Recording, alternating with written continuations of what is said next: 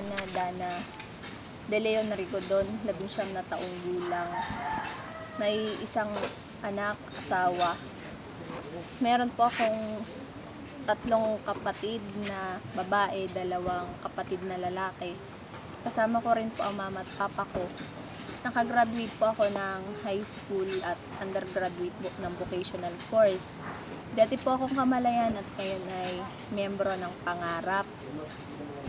Medyo mahirap po dahil first baby, tapos nagtatrabaho ako pero kaya ko basta sa family ko.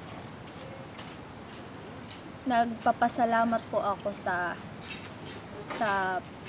Pangarap dahil dito nakakatulong ito po ang aking kinikita para sa pandagdag gastusin, lalong-lalo na po sa pambili ng gatas ng bibi ko.